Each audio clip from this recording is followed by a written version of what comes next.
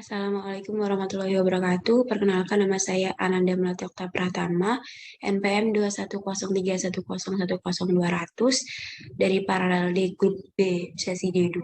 Di sini saya akan sedikit menjelaskan mengenai modul 7 yaitu adsorpsi isotermal. Nah, untuk tes awal praktikum kimia fisika.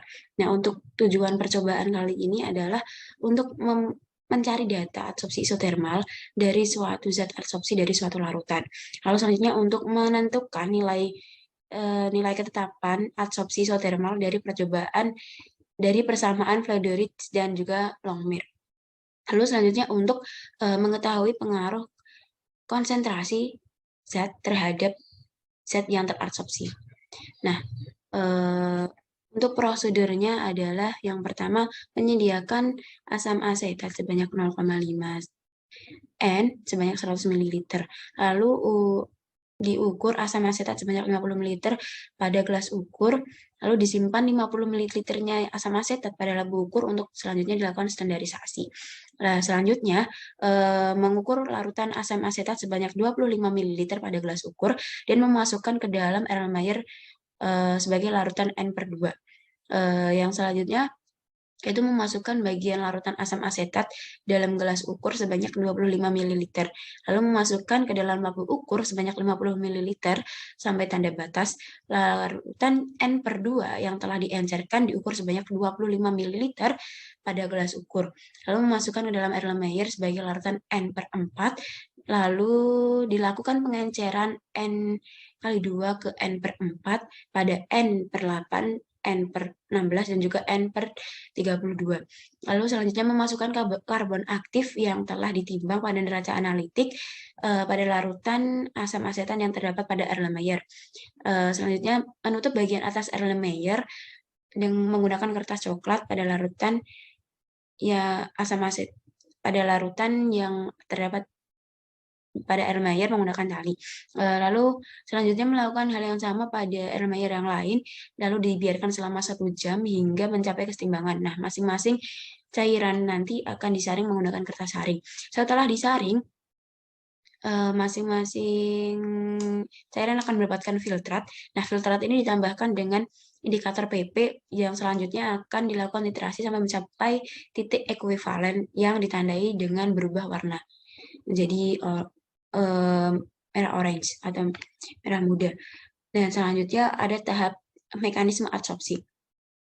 Tahap mekanisme adsorpsi sendiri merupakan yang pertama ada transfer molekul zat terlarut yang teradsorpsi menuju lapisan film yang mengelilingi adsorben. Lalu difusi zat terlarut yang teradsorpsi melalui lapisan film. Nah, selanjutnya difusi zat terlarut yang terdapat difusi zat terlarut yang teradsorpsi melalui kapiler atau pori dalam adsorben. Lalu adsorpsi zat terlarut yang terabsorpsi pada dinding pori atau permukaan adsorben. Difusi sendiri adalah penyerapan zat terlarut ke zat penyerap. Nah, adsorpsi sendiri adalah menempelnya molekul ion atau maupun atom pada permukaan dan menghasilkan lapisan tipis dari adsorbat pada permukaan absorben. Absorpsi sendiri adalah peristiwa masukkan zat cair pada zat padat yang diserap masuk ke dalam absorben. Persamaan Freundlich merupakan persamaan yang digunakan untuk mengetahui kapasitas adsorben dalam menyerap air. Nah, persamaan Langmuir sendiri adalah digunakan untuk menghitung kapasitas adsorben maksimum yang terjadi akibat lapisan tunggal pada adsorbat yang ada pada permukaan adsorben. Perbedaan absorpsi dan juga adsorpsi adalah jika absorpsi merupakan zat yang diserap masuk ke dalam larut adsorben dan jika adsorpsi merupakan zat yang diserap hanya masuk pada permukaan saja. Untuk perbedaan adsorpsi fisika juga kimia merupakan jika fisika disebabkan gaya van der Waals yang terjadinya kondensasi gas untuk membentuk cairan yang ada pada permukaan adsorben.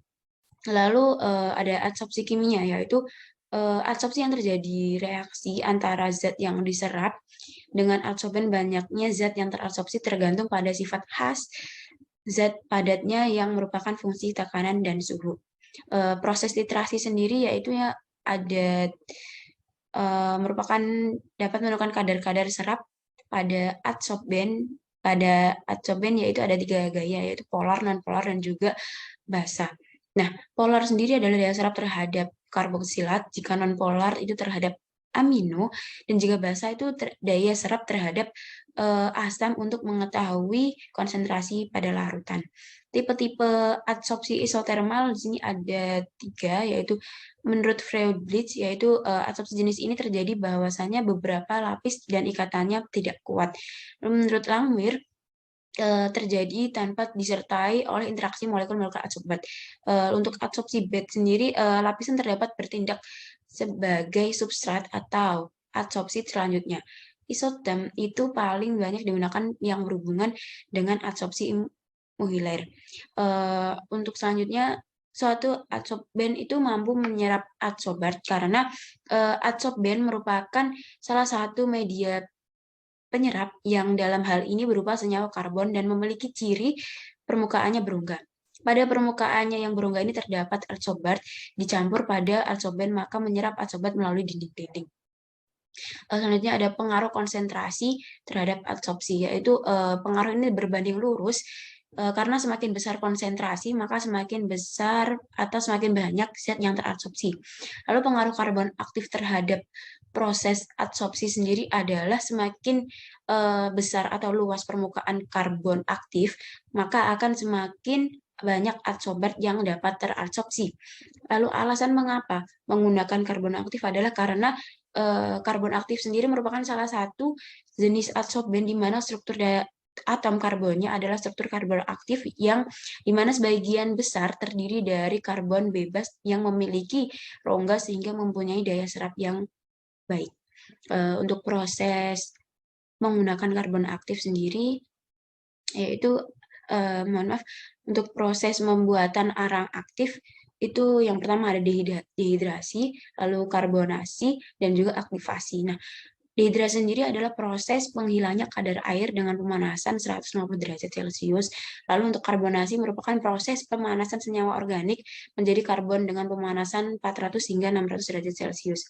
Nah, aktivasi sendiri merupakan penambahan zat dan pemanasan yang membuat arang menjadi berpori-pori lebih besar dan juga mengakibatkan memiliki daya serap yang tinggi. Untuk tujuan dari aktivasi sendiri yaitu untuk menambah atau mengembangkan volume pori-pori dan memperbesar diameter pori yang telah terbentuk pada proses karbonasi. Nah, desorpsi sendiri tadi yaitu melepaskan atau terlepasnya partikel adsorbat dari permukaan adsorben. Peristiwa desorpsi dapat menandakan bahwasanya telah terbentuk kondisi kesetimbangan yang dinamis pada proses adsorpsi.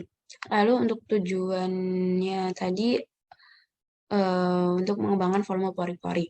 Untuk pembuatan indikator PP, yaitu yang pertama menyiapkan indikator PP 1% dengan mengencerkan 0,025 gram kristal PP dengan menggunakan alkohol 95%. Lalu selanjutnya yaitu sebanyak 50 ml. Membuat alkohol netral dengan menitrasi etanol 95% menggunakan NaOH 0,1 N hingga pH mencapai 7. Memasukkan kurang lebih 5 gram sampel yang diuji ke dalam Erlenmeyer 250 ml dan selanjutnya menambahkan 50 ml alkohol dengan netral dengan 95% dan memanaskan campuran larutan sambil dikocok selama 10 menit untuk larutan tersebut. Lalu faktor-faktor yang mempengaruhi yaitu yang pertama ada luas permukaan. Nah, semakin luas adsorben maka akan semakin banyak zat yang teradsorpsi. Lalu selanjutnya ada jenis adsorbat yaitu peningkatan polarisabilitas, selanjutnya ada konsentrasi. Nah, semakin besar konsentrasi adsorbat, maka semakin banyak jumlah substansi yang terkumpul. Selanjutnya temperatur yaitu meningkatnya daya serap. Nah, pH sendiri, selanjutnya ada pH. pH sendiri ini untuk mempengaruhi ion logam atau aktivasi tadi.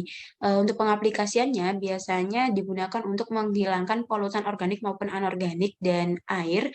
Karbon aktif sendiri banyak digunakan dalam bidang industri karena merupakan absorben paling umum untuk pengolahan limbah. Nah, sekian dari saya yang dapat saya sampaikan. Mohon maaf apabila ada salah kata. Terima kasih. Wassalamualaikum warahmatullahi wabarakatuh.